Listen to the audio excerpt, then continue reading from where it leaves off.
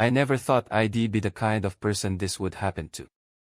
For 5 years, I was in what I believed was a stable, loving relationship. We had routines, inside jokes, shared goals, and even talked about our future together. Friends and family saw us as that couple, the reliable one. That illusion shattered quietly. It wasn't a dramatic discovery at first. No lipstick on collars. No suspicious texts lighting up a phone at midnight. It started with distance. They were suddenly busy all the time. Late workdays. Phone always on silent.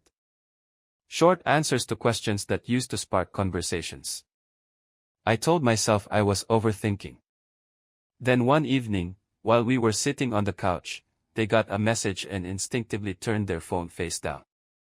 That was the moment my stomach dropped. I didn't confront them. Not yet. Instead, I paid attention. Over the next few weeks, patterns formed. Repeated late meetings that didn't exist on the calendar. Sudden weekend plans that never included me.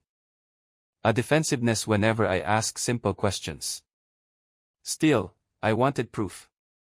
One night, while they were in the shower, their laptop lit up with a notification.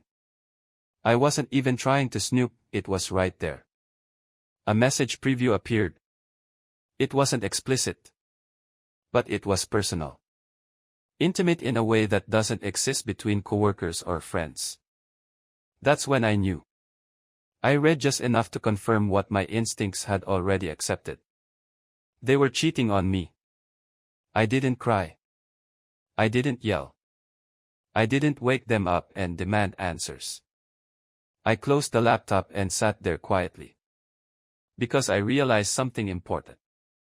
If I confronted them immediately, they'd deny it. Apologize. Minimize it. Turn it into a mistake or a misunderstanding. And I didn't want excuses. I wanted the truth. So I waited. Over the next month, I played the role they expected. I was calm. Normal. Supportive. I stopped asking questions. Meanwhile, I documented everything. Dates. Times. Messages. Schedule changes. Lies that contradicted previous stories. What shocked me most wasn't the cheating itself. It was how careless they were. They complained about me to the other person, about how I wouldn't understand and how I was too comfortable. 5 years reduced to convenience. That was when I stopped feeling sad. I felt clear. Instead of confronting them privately, I made a different plan. I knew we had an upcoming family gathering. One where everyone would be present, friends, relatives, people who had watched our relationship grow.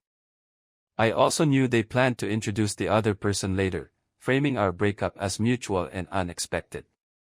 I wasn't going to let that happen. The day before the gathering, I calmly told them I knew everything. No yelling. No accusations. Just facts. They froze. Then came the apologies. The excuses. The promises. The tears. They begged me not to make things awkward for everyone. I simply said, I want life for you.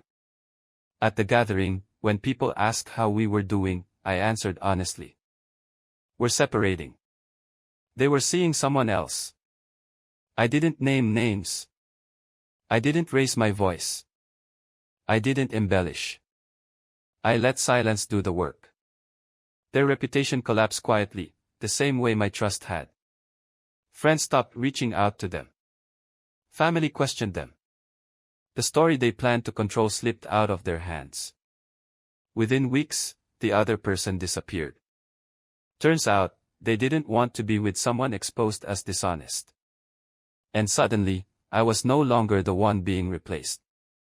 I was the one moving forward. Months later, they tried to reconnect. They said they missed what we had and made a mistake. I thanked them, genuinely. Because if they hadn't cheated, I might have stayed comfortable in something that no longer respected me. They lost stability. They lost trust. They lost the version of me that believed in them. I didn't get revenge by hurting them. I got it by refusing to protect their lie. And that was more than enough.